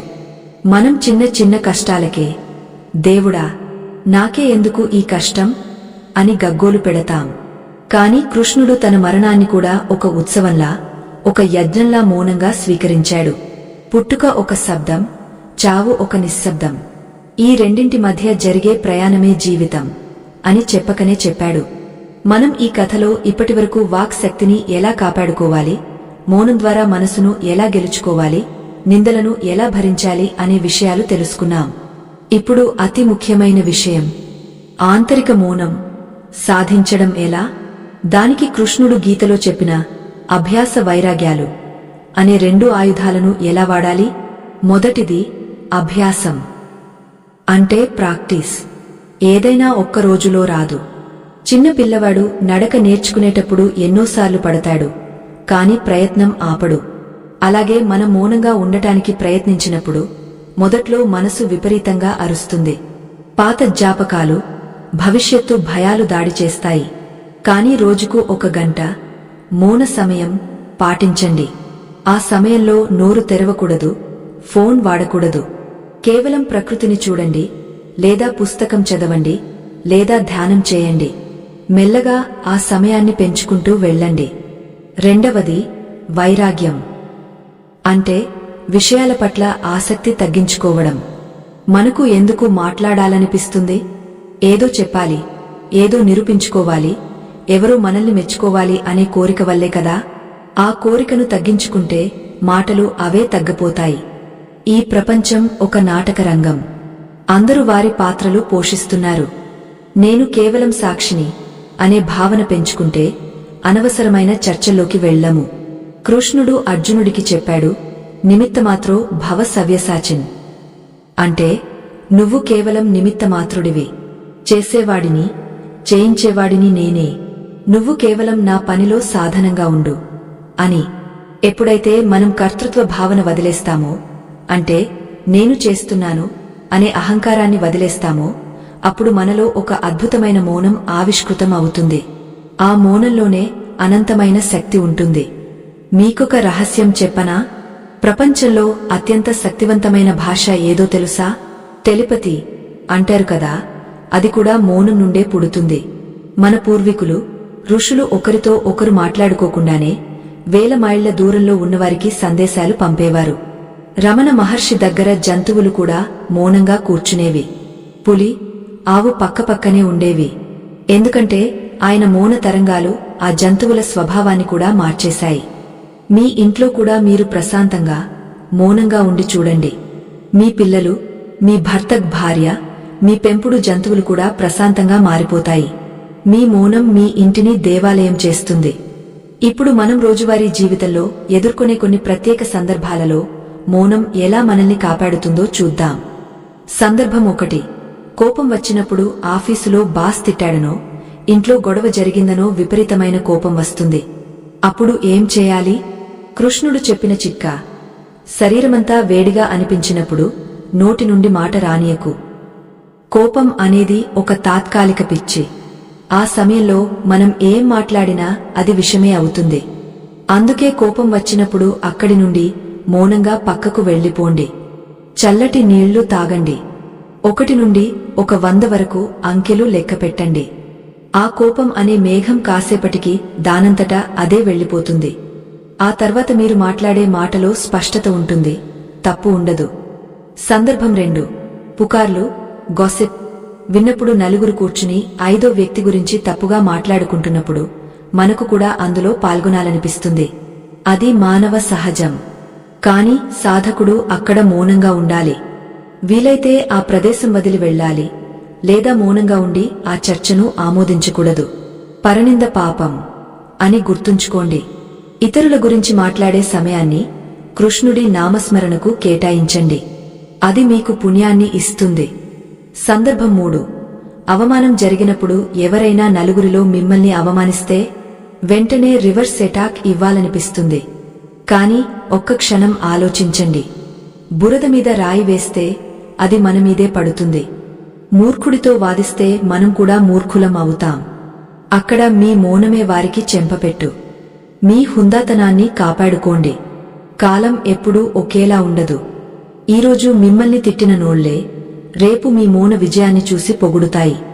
సందర్భం 4.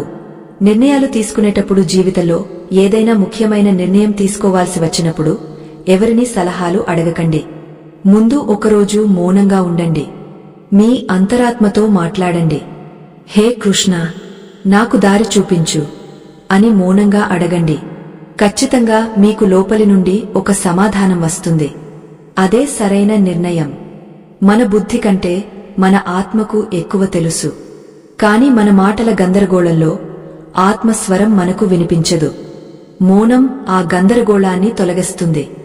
ఈ కథలో, ఈ విశ్లేషణలో మనం చాలా దూరం ప్రయాణించాం. శిశుపాలుడి వధ నుండి కృష్ణుడి నిర్యాణం వరకు, కుచేలుడి మైత్రి నుండి గోపికల భక్తి వరకు ప్రతి అడుగులోనూ మౌనం అనే అంతర్వాహిని ఎలా ప్రవహించిందో చూశాం. అయితే ఈ మౌనాన్ని మన జీవితంలో ఒక భాగం చేసుకోవడానికి మనకు ఒక బలమైన ప్రేరణ కావాలి. ఆ ప్రేరణ ఏంటో తెలుసా? అది ప్రేమ. అవును, ప్రేమ ఉన్నచోట మాటలు అవసరం లేదు. తల్లి బిడ్డను చూసే చూపులో మాటలు ఉండవు, ప్రేమ ఉంటుంది. భక్తుడు విగ్రహాన్ని చూసే చూపులో మాటలు ఉండవు, భక్తి ఉంటుంది. మనం కృష్ణుడిని ప్రేమిస్తే ఆయన లక్షణమైన మౌనాన్ని కూడా ప్రేమిస్తాం. యద్భావం తద్భవతి.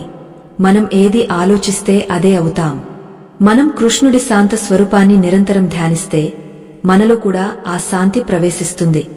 ఈ కలియుగంలో మౌనం చాలా అవసరం. ఎటు చూసినా శబ్ద కాలుష్యం, మానసిక కాలుష్యం. మనిషికి మనిషికి మధ్య దూరం పెరిగిపోతోంది. మనం సోషల్ మీడియాలో వందల మందితో చాటింగ్ చేస్తాం, కాని పక్కన ఉన్న మనిషితో మనస్ఫూర్తిగా మాట్లాడినా గొడవలే. ఈ స్థితి మారాలంటే ప్రతి ఇంటిలో మౌన వ్రతం ఒక అలవాటుగా మారాలి. వారానికి ఒక్కరోజైనా టీవీ కట్టేసి ఫోన్లు పక్కన పెట్టి కుటుంబమంతా కలిసి మౌనంగా దేవుడి దగ్గర కూర్చోవాలి, లేదా మంచి పుస్తకాలు చదువుకోవాలి. అప్పుడు చూడండి మీ ఇంట్లో ఎంత మార్పు వస్తుందో. చివరగా ఒక అద్భుతమైన చిన్న కథతో ఈ భాగాన్ని ముగేస్తాను. ఒక యువకుడు ఒక జెన్ గురువు దగ్గరకు వెళ్లి, గురువుగారు, నేను ప్రపంచంలోనే గొప్ప వక్తను కావాలి, ఏం చేయాలి అని అడిగాడు. గురువుగారు ఒక కాగితం మీద మౌనం అని రాసి ఇచ్చారు. యువకుడు అయోమయంగా చూశాడు. నేను మాట్లాడటం నేర్చుకోవాలి అనుకుంటున్నాను, మీరేంటి మౌనంగా ఉండమంటున్నారు అని అడిగాడు. అప్పుడు గురువుగారు నవ్వి ఇలా అన్నారు, బాణం బలంగా దూసుకెళ్లాలంటే దాన్ని వింటి నారిమీద వెనక్కి లాగాలి. ఎంత వెనక్కి లాగితే అంత వేగంగా వెళ్తుంది. అలాగే నీ మాటలో శక్తి ఉండాలంటే నువ్వు మౌనం అనే వింటిని వెనక్కి లాగాలి. మౌనంలో నుండే మాటల శక్తి పుడుతుంది. మౌనం తెలియని వాడి మాటలు గాలిలో పేల్చిన తపాసుల వంటివి, కేవలం శబ్దం, ప్రయోజనం శూన్యం. ఆ యువకుడికి అర్థమైంది. అతను కొన్నాళ్లు మౌనంగా సాధన చేశాడు. ఆ తర్వాత అతను మాట్లాడినప్పుడు లోకం మొత్తం చెవి కోసుకుని వింది. వివేకానందుడు కూడా హిమాలయాల్లో ఎన్నో ఏళ్లు మౌనంగా తపస్సు చేశాకే చికాగో సభలో సింహగర్జన చేశాడు. ఆ గర్జన ఇప్పటికీ వినిపిస్తోంది.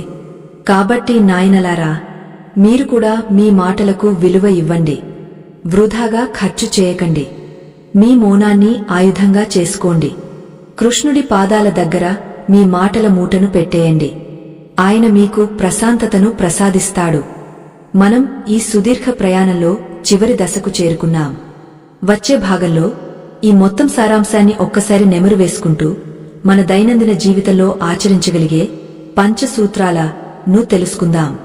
ఈ సూత్రాలు మీ జీవితాన్ని తప్పక మలుపు తిప్పుతాయి. కృష్ణుడి అనుగ్రహం మీకు ఎలా లభిస్తుందో ఆ చివరి భాగంలో కళ్లకు కట్టినట్లు వివరిస్తాను. మనం ఈ అద్భుతమైన ప్రయాణంలో చివరి దశకు చేరుకున్నాం. ఇన్ని రోజులుగా మనం కృష్ణుడి మౌనం గురించి, దాని వెనుక ఉన్న శక్తి గురించి, శిశుపాలుడి వధ నుండి కుచేలుడి మైత్రి వరకు, అర్జునుడి ఏకాగ్రత నుండి గోపికల ప్రేమ వరకు ఎన్నో విషయాలు చర్చించుకున్నాం. ఇప్పుడు ఈ జ్ఞానాన్ని అంతా ఒక్కచోట చేర్చి మన జీవితంలోకి ఎలా ఆహ్వానించుకోవాలో చూద్దాం.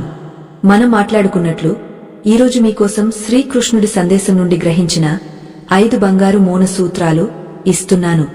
వీటిని మీ జీవితంలో పాటిస్తే మీరు ఒక విజేతగా, ఒక యోగిగా మారడం ఖాయం. మొదటి సూత్రం, స్పందించడానికి ముందు ఆగండి. జీవితంలో చాలా సమస్యలకు కారణం తొందరపాటు. ఎవరో ఏదో అనగానే ఆలోచించకుండా వెంటనే జవాబు ఇచ్చేస్తాం. కృష్ణుడు శిశుపాలుడి విషయంలో చేసింది ఇదే, నిరీక్షణ. అతను 100 తప్పులు చేసే వరకు కృష్ణుడు వేచి చూశాడు. మనం కూడా ఏదైనా గొడవ జరుగుతున్నప్పుడు లేదా కోపం వచ్చినప్పుడు వెంటనే మాట్లాడకుండా ఒక 10 సెకన్లు ఆగాలి. దీన్నే గోల్డెన్ పాజ్ అంటారు. ఆ 10 సెకన్ల మౌనం ఆవేశాన్ని చల్లార్చి వివేకాన్ని మేల్కొల్పుతుంది. ఆ తర్వాత మీరు మాట్లాడే మాటలో పదును ఉంటుంది, కాని ప్రమాదముండదు.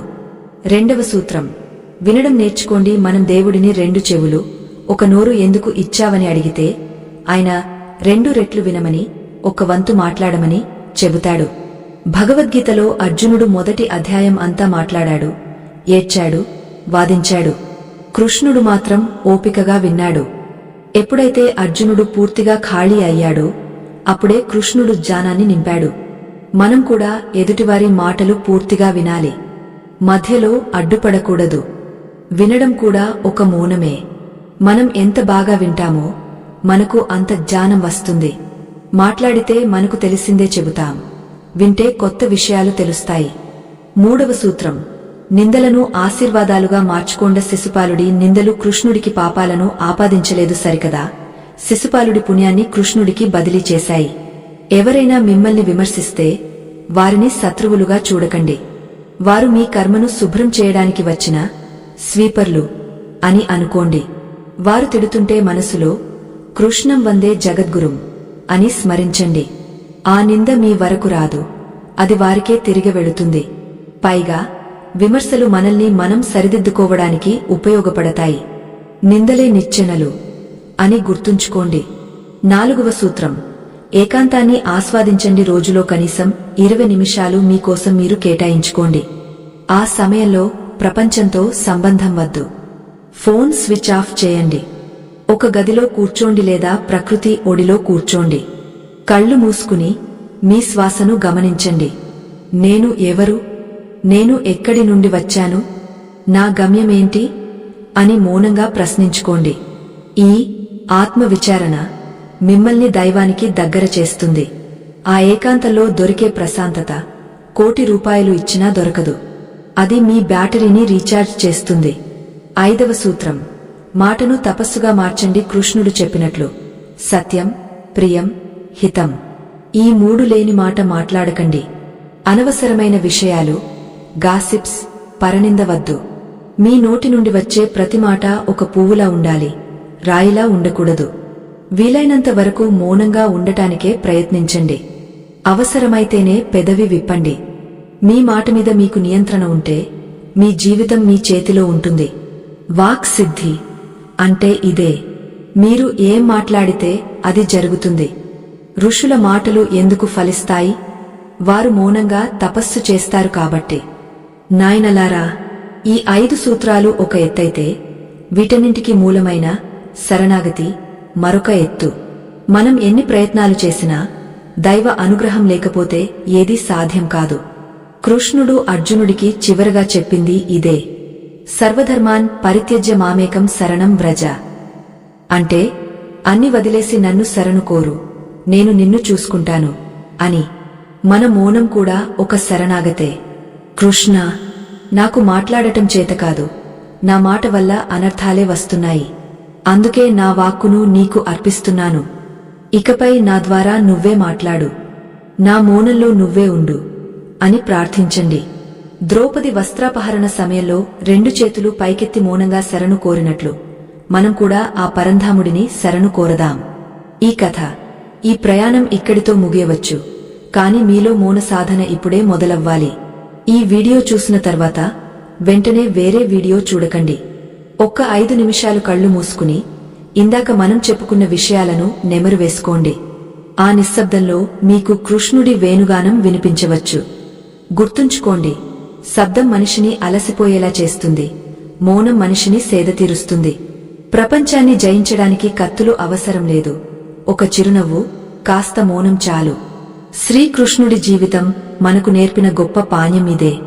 మీరు కూడా ఈ క్షణం నుండి వ్యర్థ ప్రసంగం మానేసి అర్థవంతమైన మౌనాన్ని పాటిస్తారని, మీ జీవితాన్ని శాంతిమయం చేసుకుంటారని మనస్ఫూర్తిగా కోరుకుంటున్నాను.